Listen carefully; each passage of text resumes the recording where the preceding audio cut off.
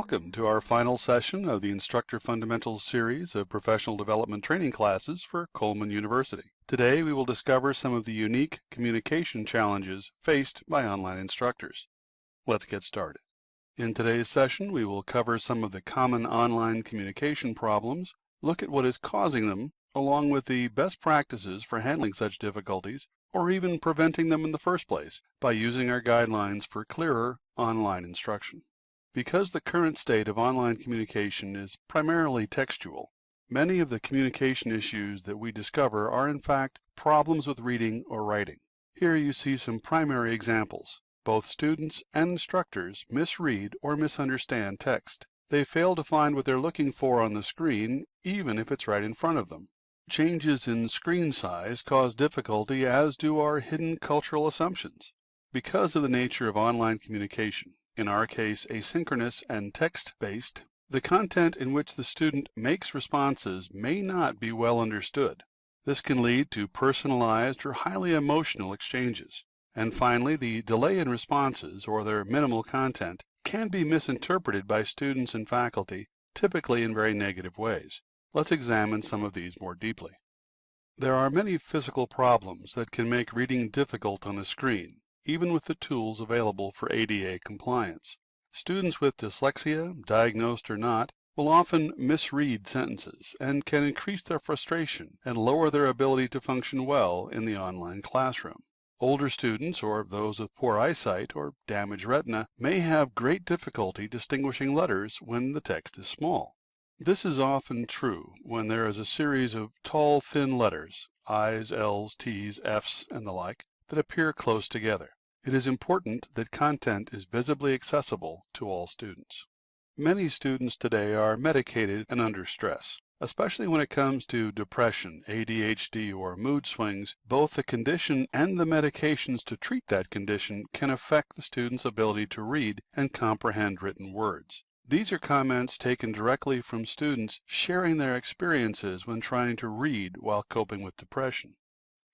It is unlikely that most instructors will be aware of the student's given medical conditions, especially in the online environment. However, it is important to keep in mind as a possible explanation of student behavior and frustration. Because online instruction relies so heavily on the written word, it is critical that we ensure our own correctness in language. Sadly, the best readers are often the worst proofreaders. Our brains know what we meant to say and overlay that on the actual words we typed. This often ends up creating some fairly humorous errors, as you can see here. Since we are setting the example, we need to be sure it is a good one. An old proofreader's trick is to read everything backwards, focusing on one word at a time to sniff out spelling errors. Unfortunately, quite often we have correctly spelled an incorrect word, which means we can't always rely on the automated tools like spell and grammar check. One result of this attempted clarity is over-instruction. Consider the following instructions and try to imagine following them. At times, attempts to be comprehensive in our directions actually reduces comprehension. Consider using the tools of the media. How much easier is this picture to understand than the words were? When people use a computer screen, they tend to be very focused. This is an example of a web page on a very well-developed worldwide Moodle course. As with most students, I was focused on the content area and not on the sidebar menus. For a week, I was desperately looking for the practice course and couldn't find it. Why? Because its very large link was below the fold of the screen and not in the content area. Once it was pointed out, it became very obvious. But most students do not have someone there to point out links that are hidden in plain sight. This means we need to be very clear with our students as to where to go for activities or place those activities in the areas we know are being scanned. Because of the increasing number of foreign students in our online classrooms, we cannot make any assumptions about basic cultural cues. At one point in my teaching career, while trying to teach a classroom of international students how to answer American-style objective questions, I threw these questions up on the board. I was met with blank stares. None of the students grew up with the nursery rhyme, "Mary Had a Little Lamb," so my example was meaningless. The second question was even more problematic.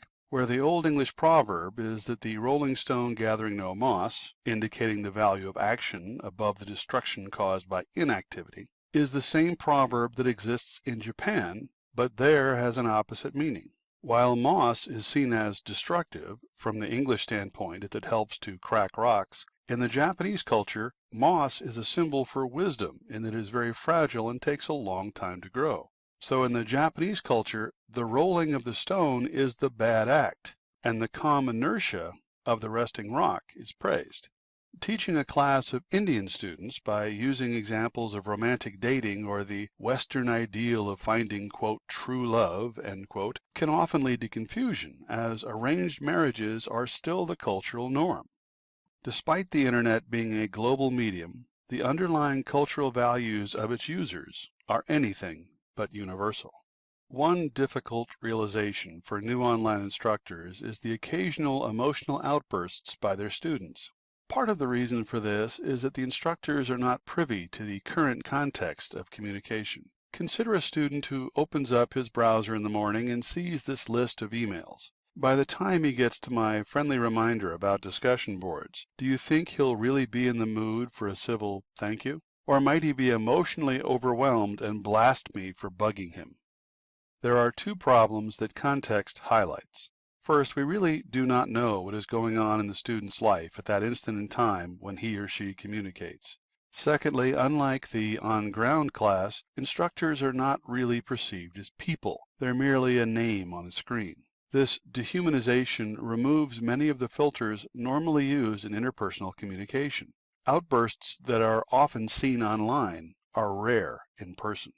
Online instructors must be able to act like the adult in the situation and not convert a single explosion into an all-out flame war between instructor and student. Often these outbursts occur after an instructor offhandedly responds to a student question. The response becomes the straw that breaks the invisible camel's back. Many students have reached a fairly high level of frustration before approaching an instructor for help, so any responses they feel are not helpful may push them over the edge. Consider some of the following responses. How would you respond if you were a frustrated student? How do you respond when you call a help desk and the first thing they tell you to do is always to clear your browser history and restart your computer? How do you feel when you call a company to complain and get a recorded hold message that extols the virtues of the product you're calling to complain about? Another factor in this frustration is the time element. Time seems to be highly compressed online. Where students are used to waiting a week or more to have graded homework returned to them in the on-ground class, they're more inclined to demand immediate feedback when they post it online.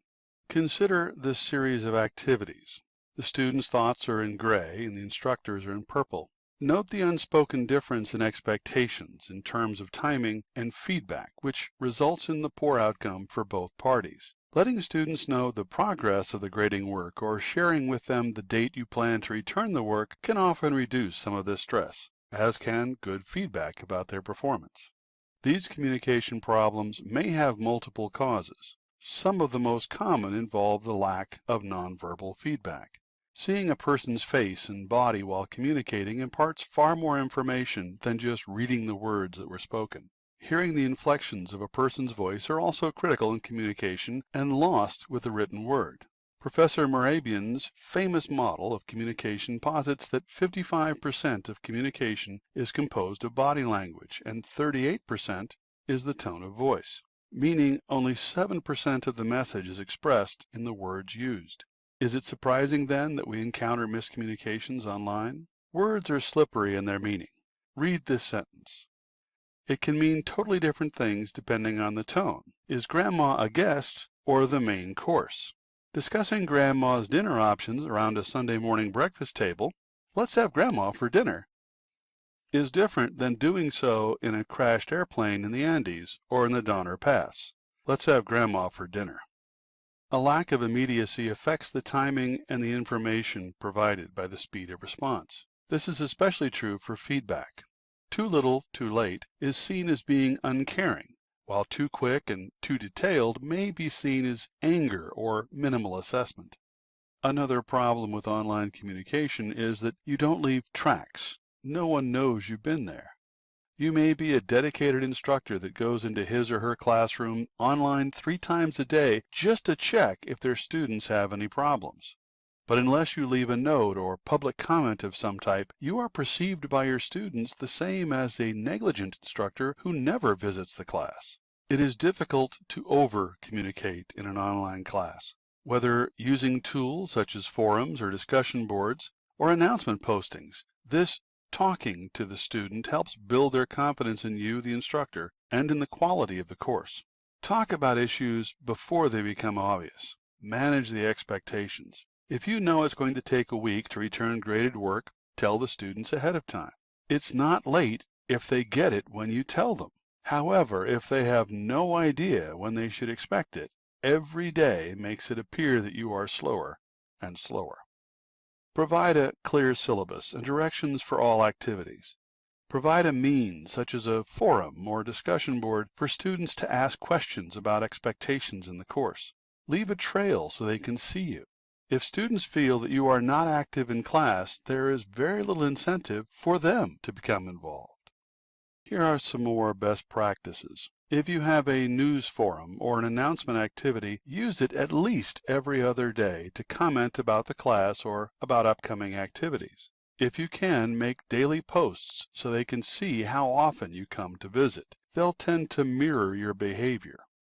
If you have students that typically drift away from the class and don't access it often, send out weekly email summaries, reviewing the past work and highlighting activities for the coming week. Respond to emails as quickly as you can. But again, set up expectations that are realistic in your class, say 4 to 6 hour response time during working hours and in all cases within 24 hours. You're not Amazon.com, but students often expect the same level of service, unless you tell them otherwise.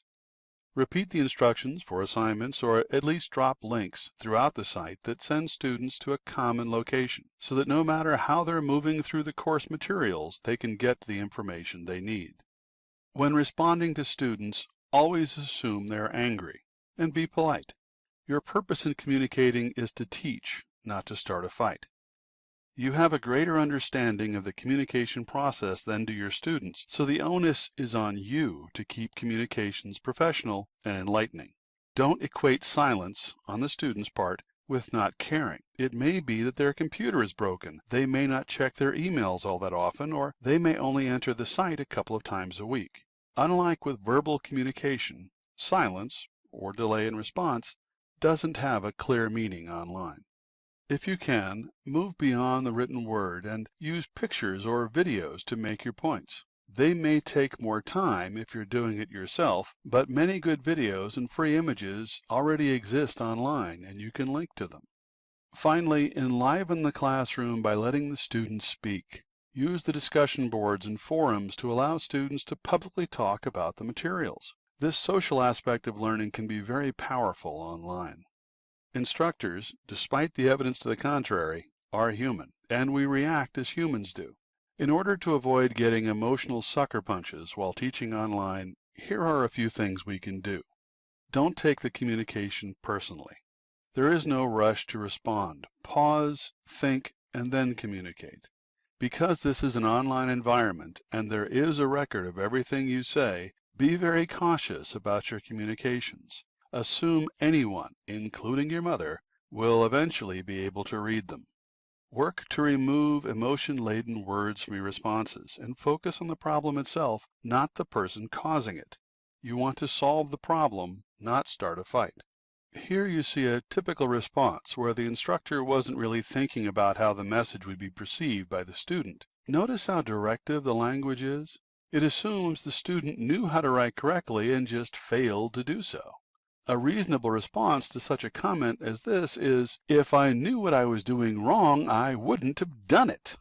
A rewrite of the statement with a focus on the situation makes the feedback a little less directive, but it can still lead to the comment with repeated use of the word you. While the focus may seem to be on the problem, the student may see it as finger pointing. You did this, you did this, you did this. A third rewrite removes all but one you and is almost entirely focused on how to solve the problem.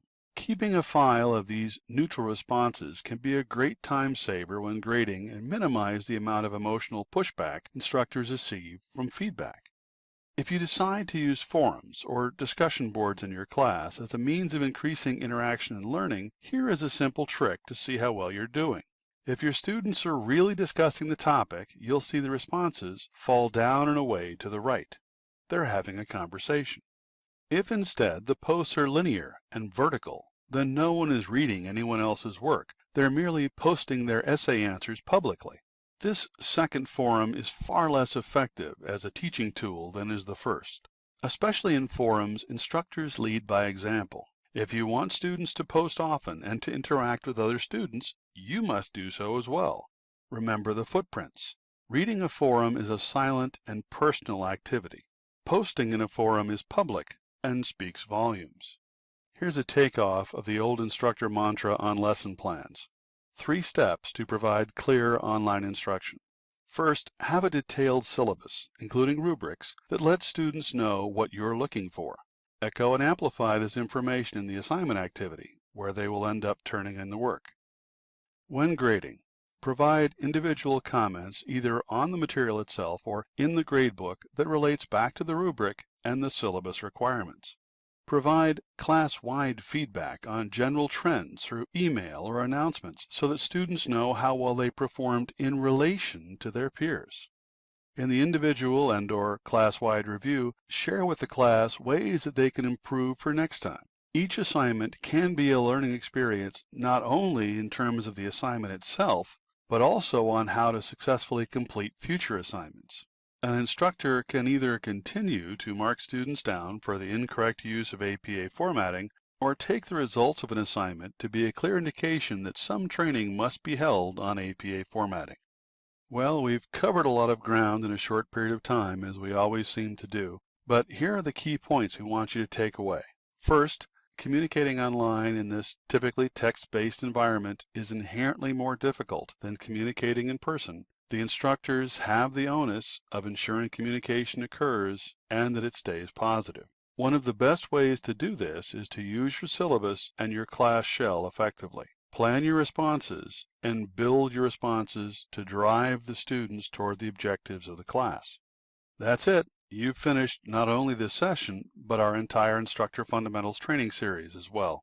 We hope that you found it useful and that you picked up some new tools to use in your classroom. We wish you the best of luck, and we hope to see you again in a future training session. Thank you much, and have a wonderful day.